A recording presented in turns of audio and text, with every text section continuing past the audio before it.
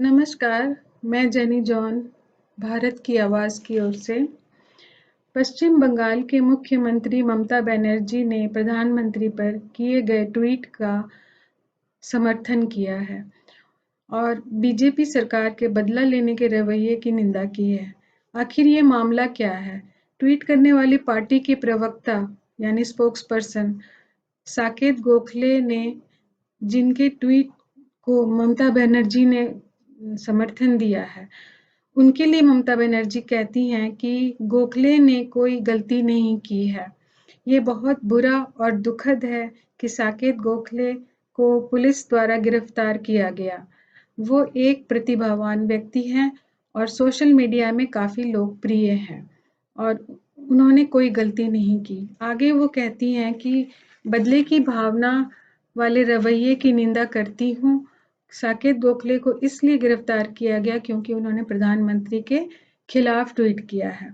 अब लोगों के खिलाफ वो कहती हैं कि लोग मेरे खिलाफ भी ट्वीट करते हैं, तो उसमें फिर क्या है? सबको हक है अपने विचार को, अपने एक्सप्रेशन, फ्रीडम ऑफ स्पीच देने का, सबको हक है, हर नागरिक को हक है।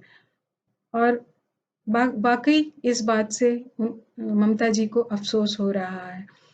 तो ये फ्रीडम ऑफ स्पीच क्या है? आर्टिकल 19 कहती है कि उसमें उल्लेख है कि भारत का 19 का 1 जो है, उसमें कहती है कि भारत का संविधान उल्लेख करता है कि सभी भारतीय नागरिक फ्रीडम ऑफ स्पीच और एक्सप्रेशन का उनको हक है और इस संविधान के पीछे ये मंशा है कि भारत के सभी नागरिकों को सोच विचार करने की आज़ादी और एक्सप्रेस करने की मतलब अपने विचारों को बताने की आज़ादी प्राप्त है।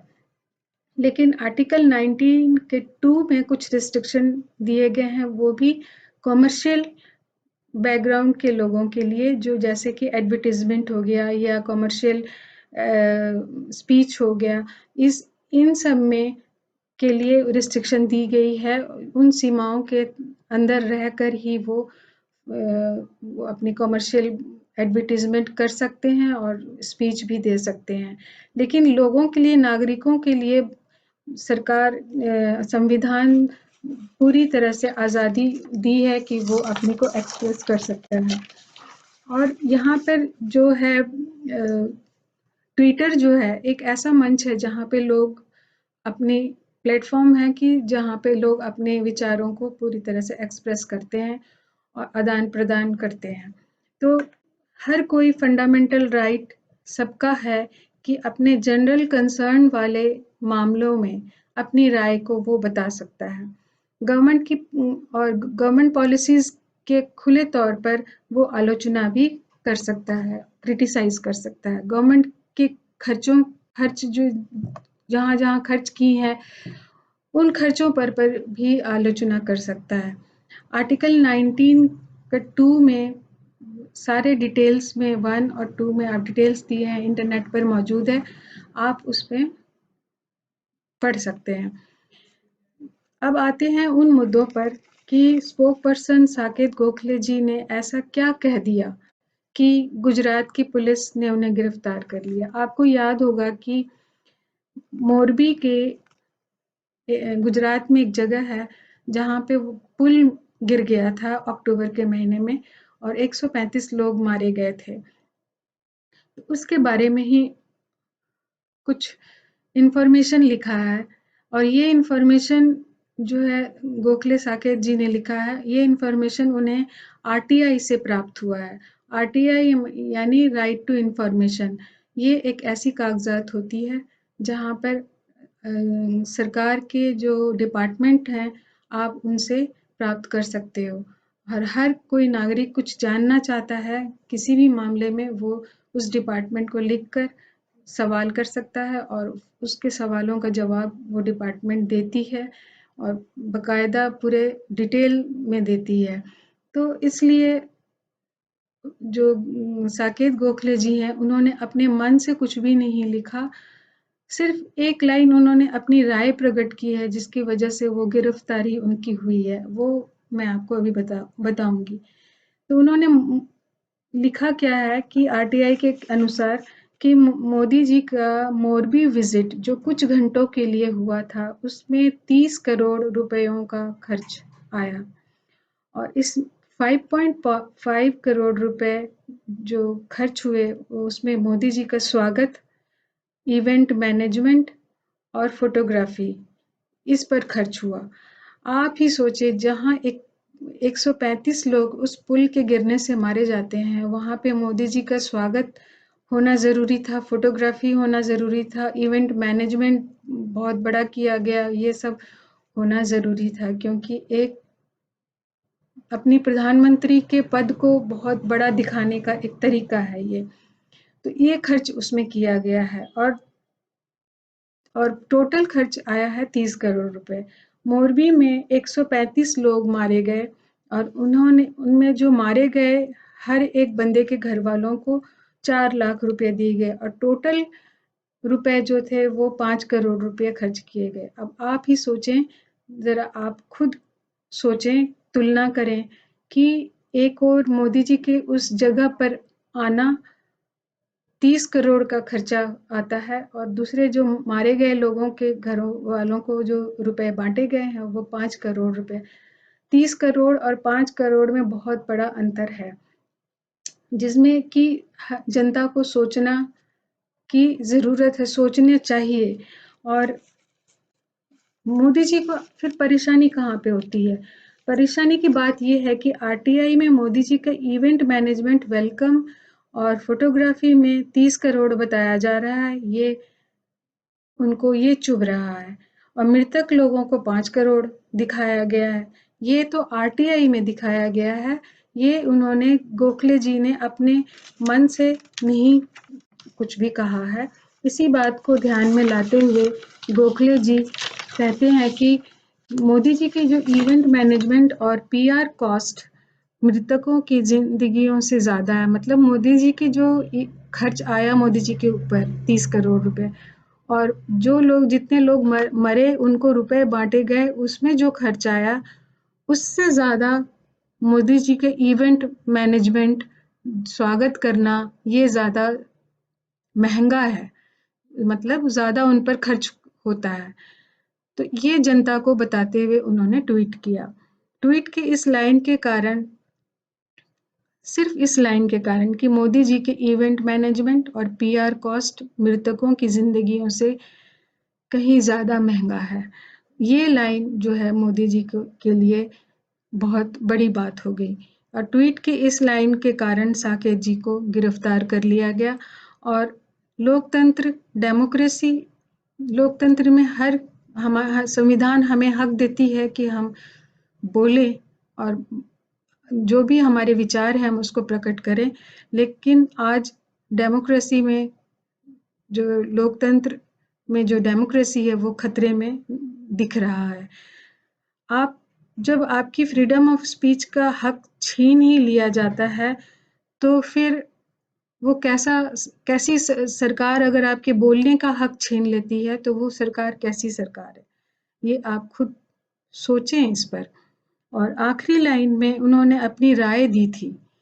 पहले तो इन राइट ऑफ इंफॉर्मेशन जो कागजात थे उसकी बात उन्होंने लिखी और आखिरी लाइन में उन्होंने अपनी राय दी थी जो कि आर्टिकल 92 कहता है कि भारत का नागरिक सरकार की पॉलिसीज पर आलोचना कर सकती है। मतलब यानी मोदी जी के ऊपर जो भी खर्च आया, पॉलिसीज है या खर्च है, तो उस पर वो आलोचना कर सकती है, लेकिन मोदी जी ने ये हक छीन ली है।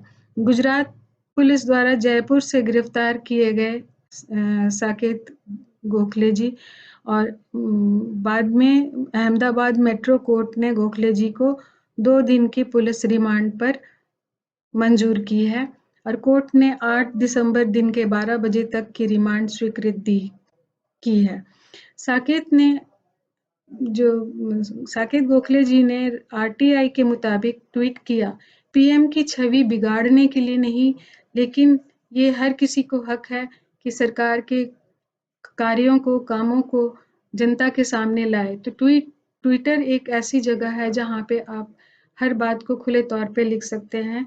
तो उनकी छवि को बिगाड़ने के लिए ट्वीट नहीं किया था, उन्होंने जो इन्फॉर्मेशन थी वो सामने उन्होंने जनता के सामने लाया। तो आरटीआई का फुल फॉर्म यही है, राइट टू इन्फॉर्मेशन, मतलब आपको इन्फॉर्मेशन पाने का पूरा हक है और आरटीआई हर नागरिक सरकार से प्राप्त कर सकता है। तो साकेत गोखले जी भी आरटीआई उन्होंने प्राप्त किया था और सरकार ने ही ये की जो डिपार्टमेंट है उन्होंने ही ये इन्फॉर्मेशन गोखले जी को दी थी और मगर गोखले जी की रिक्वेस्ट जो उन्होंने भेजी होगी, सवाल की होगी, उसके जवाब पर उन्होंने ये इन्फॉर्मेशन दी। आरटीआई से इन्फॉर्मेशन गोखले जी की इन्फॉर्मेशन मिला, उन्होंने जनता तक पहुंचाने का अपना कर्तव्य समझा। ये एक अच्छे नागरिक होने की निशानी है कि जो भी सरकार करती है वो उस बात को जनता तक पहुंचाया जाए, क्योंकि सरकार जनता को नहीं चलाती है, जनता सरकार को चलाती है, चलाना चाहिए। डेमोक्रेसी ये कहती है कि जनता ही सरकार को चुनती है और हर बात सरकार की जनता तक पहुंचनी चाहिए। और उन्होंने जो भी तथ्य था, सच था, वो सामने रखा। आरटीआई में सरकार खुद मोदी जी के जो डिपार्टमेंट सरकार की जो डिपार्टमेंट है, मोदी जी के मोरबी विजिट के में जितना खर्च आया उसमें उन्होंने उल्लेख किया। इसमें गोखले जी का कोई कसूर नहीं है, जैसे कि हमारी जो ममता बनर्जी जी हैं उन्होंने कहा कि उनका कोई कसूर नहीं है, कोई गलती नहीं की उन्होंने। सिर्फ एक तुलनात्मक राय की लाइन उन्होंने लिखी कि मोदी विजिट का जो खर्च है वो 135 लोगों की जिंदगियों से अधिक महंगा है। बस ये बात जो थी, जो वो चुभ गई और उनको गोखले जी को जेल पहुंचा दिया गया 2 दिन के लिए। अब देखिए गोखले जी आगे क्या कहते हैं। अब तो वो अहमदाबाद कोर्ट में जब वो पहुंचे तो उन्होंने कहा कि पुल के हादसे, अब ये देखिए किस तरह से न्याय जनता के लिए किस तरह से काम कर रही है, ये आप देखें। पुल के तो गोखले जी इसमें स्टेटमेंट देते हैं कि पुल के हादसे के बाद एक ट्वीट के लिए उन्हें गिरफ्तार कर लिया गया, जबकि पुल हादसे के लिए जिम्मेदार ओरेवा कंपनी जिसने वो पुल बनाया था, उसका जो मालिक है वो फ्री घूम रहा है। इस तरह की स्टेटमेंट उन्होंने दी, मतलब जिस पर एक्शन होना चाहिए था इमीडिएटली, तुरंत, उस पर कुछ भी नहीं एक्शन हुआ। और एक्शन किस पर हुआ? जिसने ट्वीट किया और जनता के सामने वो सारी इंफॉर्मेशन लाई, उसे गिरफ्तार कर लिया जाता है। तो इस तरह से हमारी जो पुलिस डिपार्टमेंट है वो भी इसके दबाव में है, हमारी सरकार के दबाव में है, ये नजर आ रहा है। और 30 अक्टूबर को गुजरात में आपको बताया मैंने कि मोरबी में सस्पेंशन ब्रिज गिर गया था और इस हादसे से 135 लोग मारे गए थे। तो बीजेपी नेता अमित कोठारी ने पुलिस से गोखले जी की शिकायत की और लोकतंत्र की सरकार से क्या कहा जाएगा अब? ये डेमोक्रेसी, अब डेमोक्रेसी में को दबाया जा रहा है, लोगों के बोलने का हक छीना जा रहा है, इस बात को समझने की जरूरत है। और बीजेपी नेता जो अमित कोठारी थे, उन्होंने इस बात पे, उन्हें पता नहीं कानून कितना उनको या संविधान के बारे में कितना मालूम है, मालूम नहीं, लेकिन उन्होंने पुलिस में शिकायत की और पुलिस ने गिरफ्तारी भी कर ली और कोर्ट ने उन्हें 2 दिन का रिमांड पर रख भी लिया। और लोगों को अपनी एक्सप्रेशन या राय प्रकट करने का अब हमेशा भय रहेगा और कम ही लोग हैं जो वो बोलते हैं, नहीं तो उन्हें फिर जेल भेजा जाता है।